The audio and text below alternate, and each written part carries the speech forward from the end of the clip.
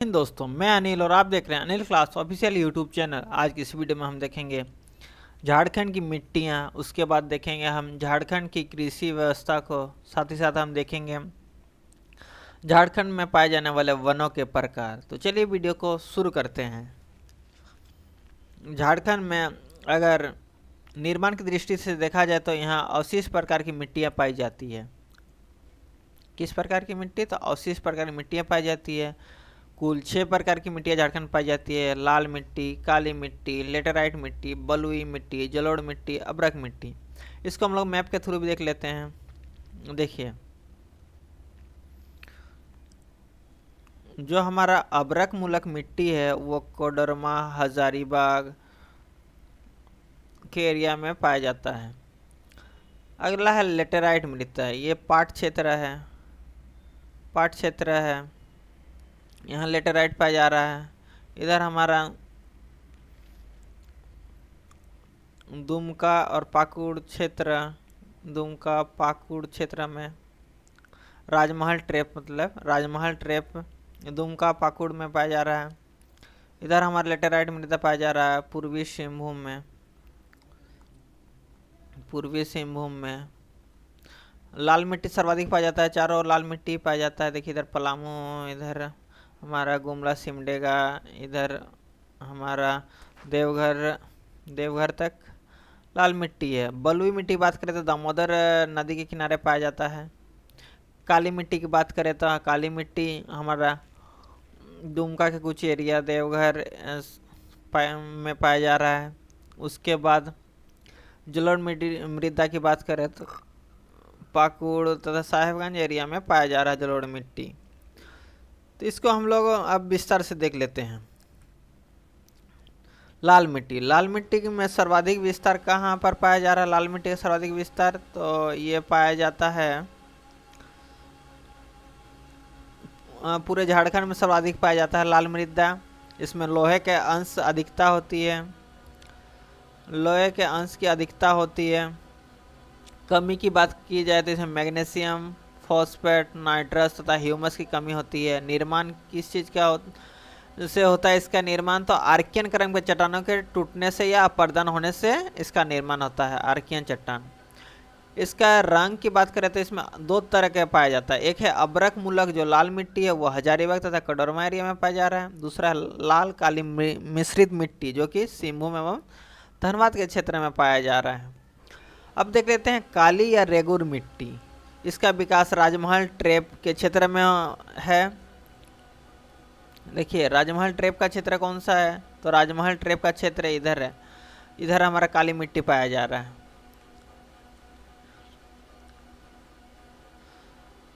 और इसका निर्माण किस चीज़ से होता है? तो बेसाल्टिक चट्टानों के क्षरण से होता है। बेसाल्टिक चट्टान मतलब अपर्दन होता है, टूटता है तो हमारा काली मिट्टी या रेगुर मिट्टी बनता है। और इसमें क्या चीज़ का अधिक मात्रा होता है? तो इसमें अधिक मात्रा में पाया जाता है लोहा, चूना, मैग्नीशियम तथा एल्यूमिनियम का। कमी किस चीज़ का होता था? नाइट्रोजन कमी होता है, जैविक पदार्थ का कमी होता था, फॉस्फोरिक अम्ल की कमी होता है। अगला है लेटेराइट मृदा। इसका रंग होता है गहरा लाल होता है रंग। इसका रंग कैसा होता है? गहरा लाल रंग होता है। और किस लिए होता है? तो लो ऑक्साइड की अधिकता होने के कारण होता है, या तो लो ऑक्साइड की प्रधानता होती है। इसकी प्राप्ति किस किस क्षेत्र में होती है? लेटेराइट के पाट क्षेत्र में, राजमहल पहाड़ी में और पूर्वी सिंहभूम में होता है। देख लीजिए, इसको हम लोग मैप में देखते हैं। देखिए, लेटेराइट मृदा पाट क्षेत्र में हो रहा है, दूसरा है पूर्वी सिंहभूम के क्षेत्र में हो रहा है, और तीसरा हमारा है राजमहल ट्रेप के क्षेत्र में। अगला हमारा है बलुई मिट्टी कहाँ पाया जाता है? तो बलुई मिट्टी हमारा दामोदर घाटी के क्षेत्र में पाया जा रहा है। देखिए, इसको भी मैप में देख लेते हैं। देखिए, यहाँ बलुई मिट्टी है, दामोदर के क्षेत्र में पाया जाता है। दामोदर नदी के किनारे किनारे पाया जाता है बलुई मिट्टी। इसमें किस चीज़ की अधिकता होती है? तो लो अंश की अधिकता होती है। कमी किस चीज़ का होता है? तो चूना और ह्यूमस की कमी होती है। अगला हमारा जलोढ़ मिट्टी कहाँ होगा? गंगा नदी के किनारे किनारे। गंगा नदी हमारा एकमात्र जिला किस जिला में बहता है? तो साहेबगंज में बहता है। साहेबगंज जिला में बहता है गंगा नदी, तो उसके आसपास ही होगा। तो उसके आसपास साहेबगंज का उत्तर पश्चिम में भांगर मतलब पुरानी जलोढ़ मृदा पाई जाती है। साहेबगंज के उत्तर पूर्वी किनारे में खादर अर्थात नई जलोढ़ मिट्टी पाई जाती है। और पाकुड़ का पूर्वी क्षेत्र में भी पाया जा रहा है, इसको हम लोग मैप में देख लिए हैं। अगला है साहेबगंज का उत्तर पूर्वी क्षेत्र में झारखंड का सबसे उपजाऊ क्षेत्र है। तो साहेबगंज में गंगा नदी क्रॉस करती है। झारखंड का एकमात्र ऐसा जिला है जहाँ गंगा नदी क्रॉस करती है, तो उसके आसपास का जो क्षेत्र है वो उपजाऊ होगा। और उपजाऊ होता है तो दो तरह के मिट्टी पाई जाती है, एक है नई जलोढ़, एक पुरानी जलोढ़। नई जलोढ़ मतलब नया जो गाद आता है वो नई जलोढ़ बनता है, और जो गाद पुराना हो जाता है तो उसको हम लोग पुरानी मिट्टी या भांगर बोलते हैं, नई को खांदर बोलते हैं। अगला हमारा है अब्रक प्रधान मिट्टी। अब्रक प्रधान मिट्टी का रंग हल्का गुलाबी होता है और ये किस क्षेत्र में पाया जाता है उसको हम लोग देख लेते हैं। देखिए इधर हमारा हजारीबाग और कोडरमा गिरिडीह के क्षेत्र में पाया जा रहा अब्रक मूलक मिट्टी। इसका निर्माण किस चीज़ से होता था? अब्रक के क्षय से होता है इसका निर्माण। और कहाँ कहाँ पाया जाता है? हजारीबाग में, कोडरमा में और गिरिडीह में पाए जाते हैं। अगला हमारा टॉपिक है झारखंड की कृषि। झारखंड की जीविका और अर्थव्यवस्था का मुख्य आधार कृषि है। झारखंड की कृषि जीवन निर्वाह कृषि है, मतलब झारखंड में कृषि से लोग व्यवसाय नहीं कर पाते हैं, बस जीवन निर्वाह के लिए कृषि करते हैं। झारखंड का कृषि लोग अपनी जीविका उपार्जन के लिए ही इसका उपयोग करते हैं। झारखंड में कृषि योग्य भूमि की बात किया जाता है। 38 लाख हेक्टेयर भूमि में यहाँ पर कृषि किया जाता है, जो कि झारखंड की कुल भूमि का 47.6% है। अगला है सिंचाई का प्रमुख साधन। तो सिंचाई का प्रमुख साधन क्या है? झारखंड में कुआं है और 75% जनसंख्या कृषि में संलग्न है। और झारखंड में 23% भूमि का कृषि में उपयोग किया जाता है, जो कि कुल भूमि का 38 लाख हेक्टेयर भूमि है।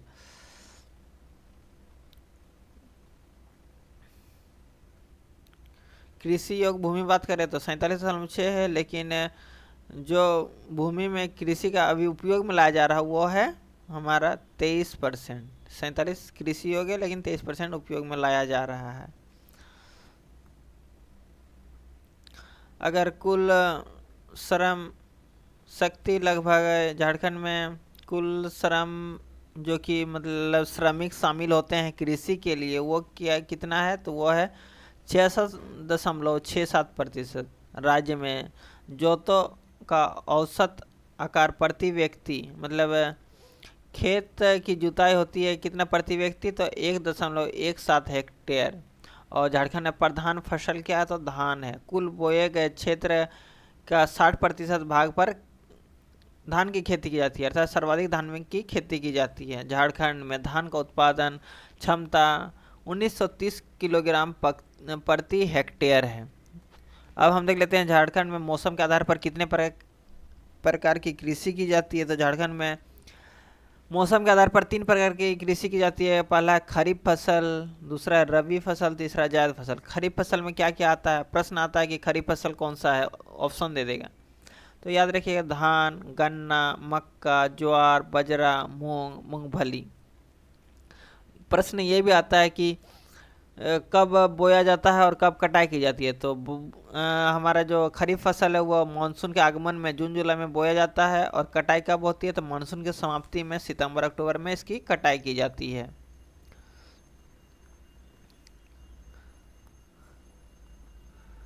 अगला हमारा है खरीफ फसल।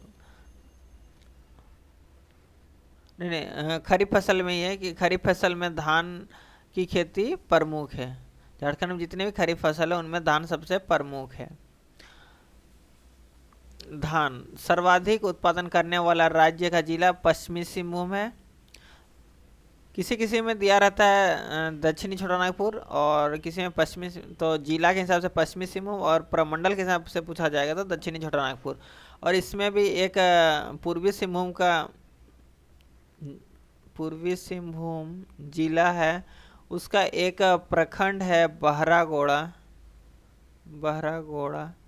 उसको झारखंड का धान का कटोरा कहा जाता है। अगला है मक्का। खरीफ में ही मक्का आता हमारा है। तो मक्का उत्पादन में झारखंड के पलामू का प्रथम स्थान है। अन्य स्थान की बात करें तो हजारीबाग में भी किया जाता है, गिरिडीह में भी किया जाता है, साहेबगंज में भी किया जाता है। धान के बाद झारखंड में सबसे ज़्यादा उत्पादन मक्का का होता है। अब देख लेते हैं रबी फसल। रबी फसल कहाँ कहाँ किया जाता है? तो रबी फसल में हमारा कौन कौन सा आता है? तो रबी फसल में हमारा गेहूँ, जौ, चना, तिलहन, ये कब बोया जाता है? तो धान मतलब खरीफ फसल की कटाई के बाद बोया जाता है, अक्टूबर नवंबर में बोया जाता है और मार्च में बैसाखी समय काटा जाता है। कुल कृषिगत भूमि का 9.20% भाग पर रबी की खेती की जाती है, रबी फसल की खेती की जाती है। रबी फसल में क्या क्या आता है? तो गेहूँ, और सबसे ज़्यादा गेहूँ का उत्पादन कहाँ होता है? पलामू, उसके बाद हजारीबाग, गोड्डा में होता है। बोने का समय कब है? अक्टूबर से नवंबर, और कटाई का समय है मार्च महीना में, बैसाख के समय। बैसाख में काटा जाता है, इसलिए इसे बैसाखी का फसल के नाम से भी जाना जाता है।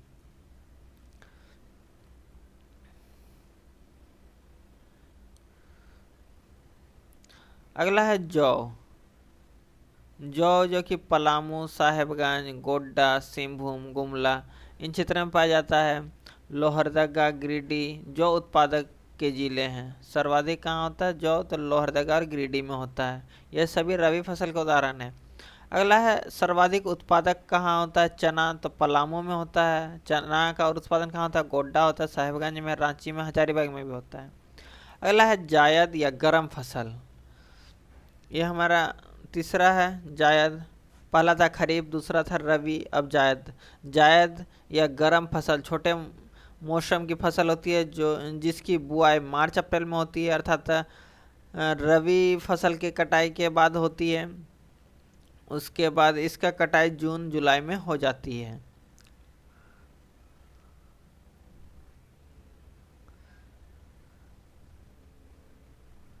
झारखंड में कुल कृषिगत भूमि का 0.73% भाग पर जायद फसल की बुआई की जाती है, और प्रमुख जायद फसल की बात करें तो हरी सब्जी है। अन्य फसल की बात करें तो मड़ुआ। मड़ुआ जो कि रांची, हजारीबाग और गिरिडीह में उगाया जाता है। अगला है ज्वार बाजरा जो कि हजारीबाग, रांची, सिंहभूम तथा संथाल परगना में इसका उपजा होता है। अगला है दलहन या तिलहन जो कि पलामू सर्वाधिक उत्पादन होता है। पलामू में मक्का और दलहन तिलहन का सर्वाधिक उत्पादन होता है। कुछ प्रश्न देख लेते हैं। चना का उत्पादक जिला कौन सा है? तो पलामू होता है। झारखंड में गेहूं के प्रति हेक्टेयर उत्पादन की दृष्टि से किस जिले का प्रथम स्थान है? तो पलामू जिला में गेहूं हेक्टेयर के हिसाब से सर्वाधिक होता है। अगला प्रश्न है झारखंड में कौन सी दलहनी फसल का सर्वाधिक उत्पादन किया जाता है? तो दलहन में सबसे अधिक क्या होता है? तो अरहर का होता है।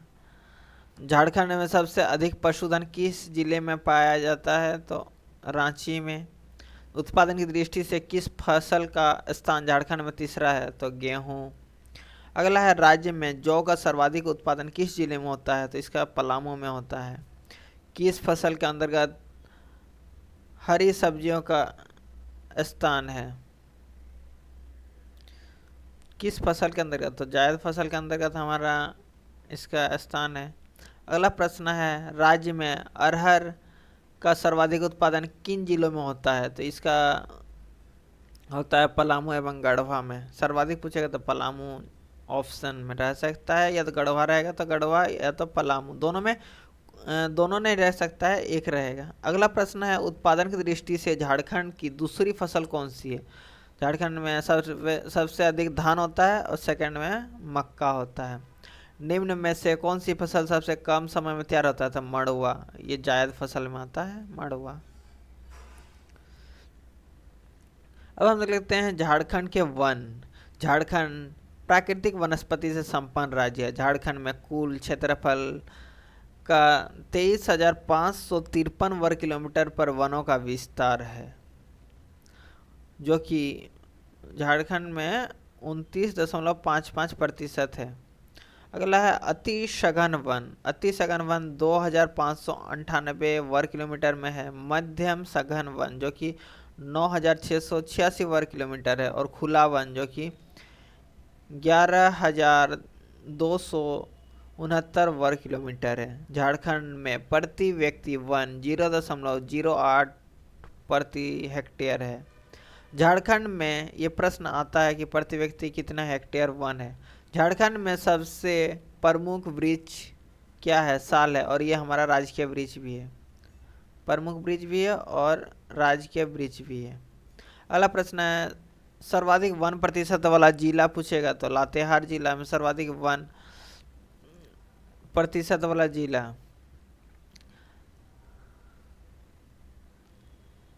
उसके बाद सबसे अधिक वन किस जिले में परसेंटेज के साथ देखेंगे तो चतरा में है। चतरा में कितना है? तो चतरा में है 47.50%। उसके बाद पश्चिमी सिंहभूम में है 46.59%। उसके बाद कड़ोरमा में है 40.31%। न्यूनतम वन प्रतिशत की बात करें तो सबसे कम है जामताड़ा में है 5.36%। उसके बाद देवघर में है 8.16%। धनबाद में है 10% और पाकुड़ में है 15.83%। अगला है वनों की सुरक्षा के आधार पर 3 प्रकार में बांटा गया है। तो इसको भी इम्पोर्टेंट है ये टॉपिक कि आरक्षित वन, संरक्षित वन, खुला वन, ये सभी प्रश्न आता है। तो आरक्षित वन पशु चराने और लकड़ियों काटने में प्रतिबंध रहता है। आरक्षित वनों का राज्य में क्षेत्रफल है 4387 वर्ग किलोमीटर। आरक्षित वनों का प्रतिशत है 18.58%। इसका विस्तार सबसे बड़ा संरक्षित वन है। क्षेत्र है, इसके बात करें तो कोल्हान तथा पोराहट का क्षेत्र है। सुरक्षित वन के अंतर्गत सर्वाधिक क्षेत्रफल सुरक्षित वन के अंतर्गत सर्वाधिक क्षेत्रफल पश्चिमी सिंहभूम में है। अगला है सुरक्षित वन या रक्षित वन। मनुष्य को कुछ प्रतिबंधों के तहत पशु चराने एवं लकड़ी काटने की अनुमति प्राप्त सुरक्षित वनों का विस्तार 19,185 वर्ग किलोमीटर है। देखिए, इसमें पशु चराने और लकड़ी काटने में प्रतिबंध रहता है, लेकिन इसमें अनुमति रहता है। तो प्रश्न आता है कि पशु चराने और लकड़ियों काटने में प्रतिबंध किस में रहता है? तो आरक्षित वन में प्रतिबंध रहता है, और रक्षित या सुरक्षित वन में पशु चराने या लकड़ी काटने की अनुमति रहती है।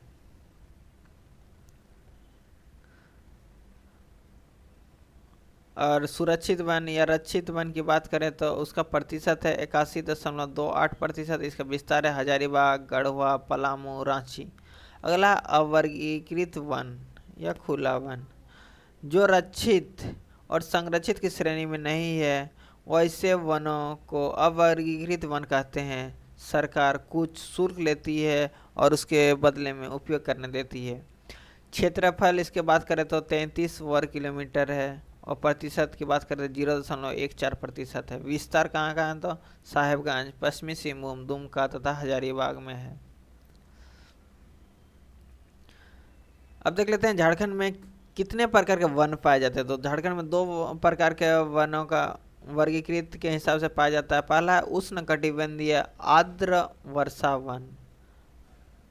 उष्णकटिबंधीय आर्द्र वर्षा वन झारखंड के जिस क्षेत्र में औसत वार्षिक वर्षा 120 सेंटीमीटर से अधिक होती है वैसे क्षेत्र में उष्णकटिबंधीय आर्द्र वर्षा वन होती है। क्षेत्रफल इसके बात करें तो 2.66% वन इसके अंतर्गत आते हैं। इसका विस्तार की बात करें तो रांची, लोहरदगा, गुमला, सिमडेगा, लातेहार, सरायकेला, खरसावां, पूर्वी सिंहभूम तथा पश्चिमी सिंहभूम, पूर्वी एवं पश्चिमी सिंहभूम। प्रमुख वृक्ष की बात करें तो साल, सागवान, शीशम, गम्हार, करंज, कुसुम, खेर, जामुन, कटहल तथा आम, ये सभी पाए जाते हैं उष्णकटिबंधीय आर्द्र वन में। अब उष्णकटिबंधीय शुष्क पतझड़ वन जहाँ 120 सेंटीमीटर से कम वर्षा होती है ऐसे क्षेत्र में पाया जाता है। ये कौन सा एरिया है? तो पलामू, गिरिडीह, साहेबगंज, हजारीबाग, धनबाद, संथाल परगना। प्रमुख वृक्ष एवं झाड़ियों की बात करें तो साल, बांस, महुआ, खेर, पलाश तथा अमलतस, ये सभी पाया जाता है उष्णकटिबंधीय शुष्क पतझड़ वन में। वन संपदा या वनों में होने वाले उत्पाद को देख लेते हैं हम लोग। वन से क्या क्या हम लोग को मिलता है। तो मुख्य उत्पाद और गौण उत्पाद में, मुख्य उत्पाद में लकड़ियों के उत्पादन को गिना जाता है। और मुख्य उत्पाद लकड़ियों के उत्पादन में गिना जाता है, जैसे साल, सागौन, महुआ, शीशम, अरंडी होता है, अच्छा, शीशम, बहड़ा, सेमल। अगला है गौण उत्पादन में वृक्षों के अन्य भाग जैसे लाह, केंदुपत्ता, तसर, खेर तथा बांस। लाह उत्पादन में झारखंड का प्रथम स्थान है विश्व में। विश्व में प्रथम स्थान है। सर्वाधिक लाह उत्पादक जिला की बात करें तो खूंटी है, और निर्यातक बोलेगा तो लातेहार है। कहीं कहीं उत्पादक में भी खूंटी देता है, लेकिन निर्यातक में लातेहार है, लातेहार का टोरी। और तसर उत्पादन में झारखंड का तीसरा स्थान है। प्रथम स्थान कर्नाटक का है, दूसरा है असम और तीसरा है झारखंड। तो इस प्रकार हमारा तीनों टॉपिक कंप्लीट हो गया। दोस्तों वीडियो कैसा लगा कमेंट में बताएं। वीडियो पसंद आए तो लाइक शेयर करें, और इस तरह के वीडियो पाने के लिए चैनल को सब्सक्राइब करें। वीडियो देखने के लिए धन्यवाद। जय हिंद।